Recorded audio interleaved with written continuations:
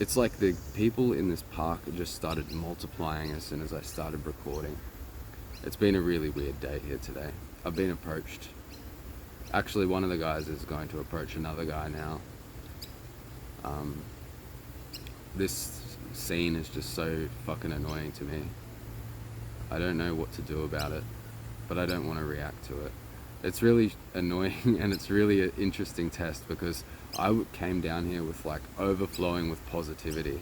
Like I just posted on Instagram and this like ultra positive stuff just started flowing out of me, like pure love, like just talking about like, you know, you're going to find a meaningful way to contribute in life and it's going to feel so effortless and it's going to be to the point where whatever you're contributing, it feels like the more you give, the more you receive. And I was just on this like high of like feeling so deeply that life can be easy, fun and fulfilling, and even while you're working really hard, like the hard work isn't hard anymore when you're doing something that you really love, like my friends who are doing the exciting stuff, but also like people like my brother who just build houses. Like that's fulfilling and rewarding enough.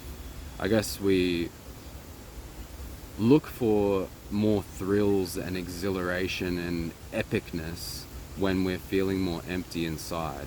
And yes, I am fully aware that I am a startling example of that if you look back through my personal history. And that's why I'm saying it, because I know it to be true. Like, we want thrills, we want exhilaration because we're not getting we're feeling the emptiness inside because we've got stuff that's unresolved, we've got trauma, we've got pain, we've got relationship issues, like any kinds of issues. We're just going to try to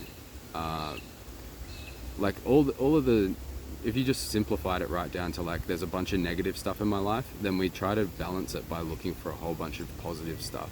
So thrills and exhilaration was my thing. Some people might have labeled me as an adrenaline junkie earlier in my life, but it doesn't work like that. Like the better thing to do would be to actually focus on the pain and the issues and resolve those, so that instead of like having this thing where there's so much negative stuff, so you're trying to force so much positive stuff to create this balance, like just slowly remove the negative stuff that's affecting you, work through your issues, so that maybe balance could just be something so simple, like your contribution could just be being a preschool teacher for 2 days a week and just nurturing those kids to develop their strengths and abilities, and like that could be it, and you could make enough money from that to live an okay lifestyle. Like you don't have to have like a 7-bedroom house with 3 bathrooms and 6 cars. Like you can just live in a small unit and have everything that you want and need and do your thing, man.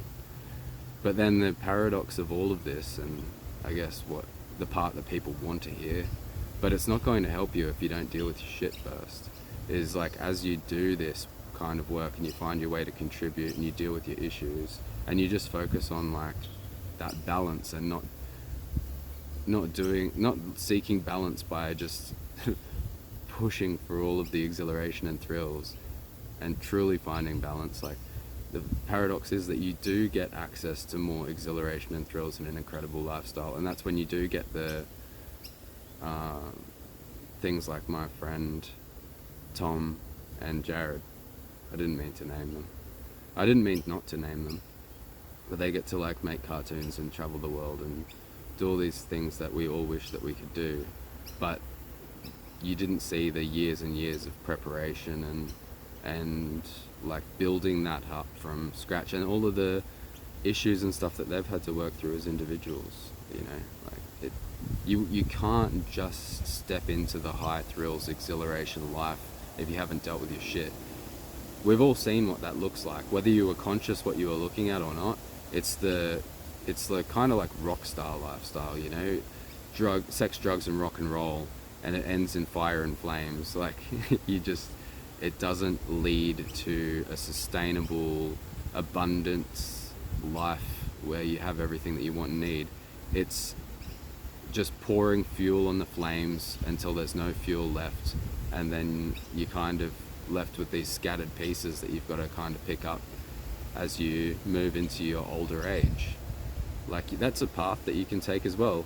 And you could even zoom all the way out and say that was a meaningful way for a rock star to contribute to society. Like, they contribute a dramatic, theatrical story for us all to witness, and even like a cautionary tale in this particular case through this lens that I'm looking at it through in the present moment.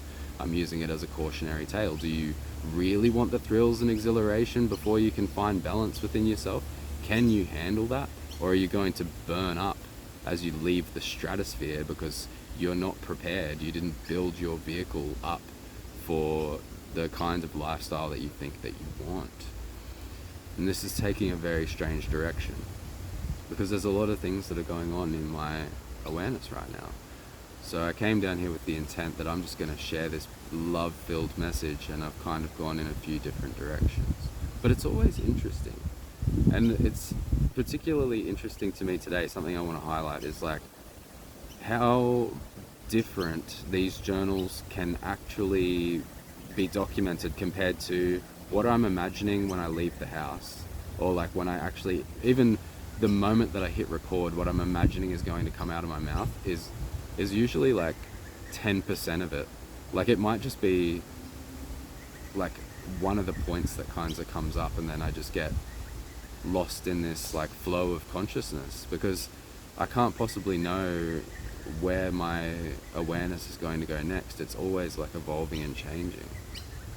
And that's the same as life. And that's what I wanted to actually focus on. Like, life can be great, and it can be so easy to figure out your way to contribute if you just simplify it and you just think like, not trying to like imagine exactly how you want your life to be and designing it like you're an architect of reality, but instead just focusing on the very simple thing, like, what can I contribute, what can I do well, what are my strengths and abilities, and how can I apply that in a way that's meaningful not only to myself but to other people. How can I serve others is one of the ways that people put it.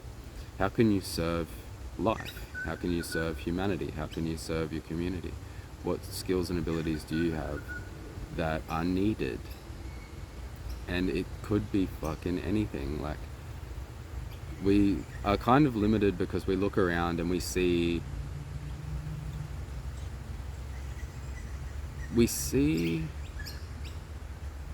the loudest and the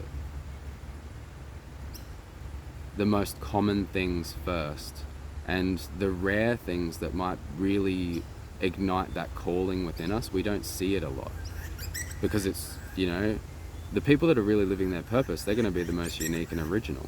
They're not going to be like everybody else. So you're constantly seeing examples of everything that you don't want to be, and you're very rarely going to see an example that shows you even a little piece of the puzzle of what you want to be.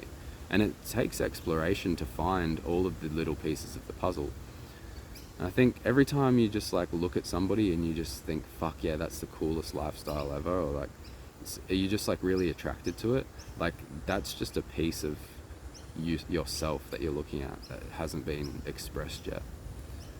But like, I'm still thinking of like the trap of thinking that the people that are living their thrills and exhilaration, like, I think that's one of the common things that we see. It's not the unique and original thing, but we mistake it for that because we've been socially programmed to think that like the wealth and success and like the thrills and the exhilaration, or whatever you want to call it, like the high octane lifestyle, the maxed out lifestyle, that's what we should have.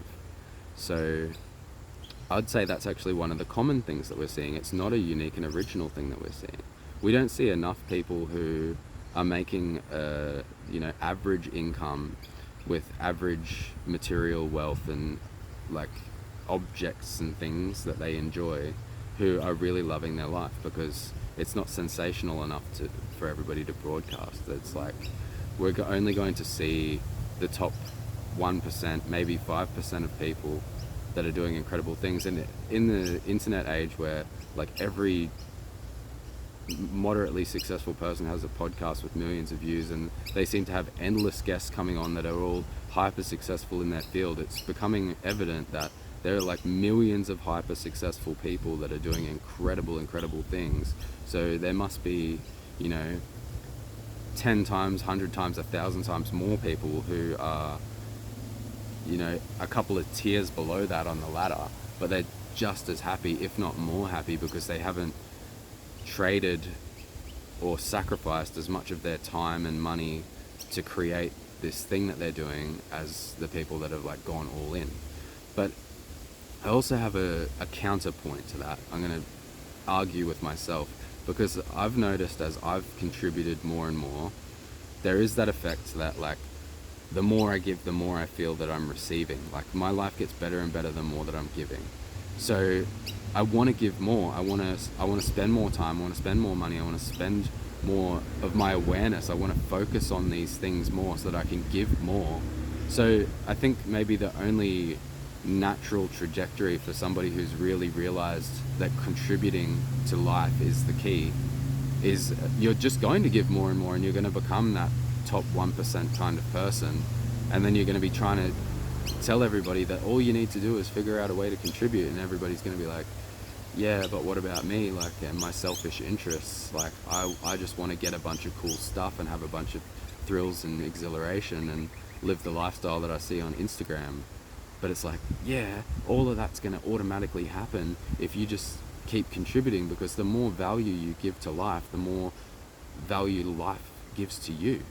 Like, it's like people are so grateful when you serve them, when you can contribute something meaningful to their life, when you can help them solve a problem, when you can create a new invention, like whatever it is, even just create something beautiful, some artwork that really touches them in their heart. People are grateful for that. And as you're like, it's as simple as like, if I can touch 1 million people's lives, then 1 million people are going to touch my life. As weird as that came out, like it's reciprocal, whether it seems that way or not. There's people in the world that are just giving and giving and giving, and you're like, how do they do it? But they would be so whole inside and so fulfilled just to be knowing that it's like, if when you learn this and you really start to embody it, and you're just like, contribution is key, it starts to feel like you're not doing it for anybody else. It's like you're doing it for yourself, and everybody is yourself. So you're just seeing like somebody get a little bit happier, somebody get a little bit fitter, somebody get a little bit stronger, somebody get a little bit more clarity, like you might be getting from this video right now, like, oh, this is so simple. And you're just seeing yourself in all of these people more and more. And I've had moments where I've just been observing people, and they're just in this zone, like having the absolute peak best experience in that moment of time, and I wouldn't trade places with them. It's like this moment where you're witnessing pure ecstatic joy and just magic happen in front of you, but you wouldn't be able to witness it if you were in it. So it becomes this thing where you're like, just so grateful for the beauty and magic of existence itself, that you don't need to get anything for you, because one, life's constantly giving you back like so much value and so much magic, and two, like it's so rewarding and enriching to see the beauty over there, like to watch life.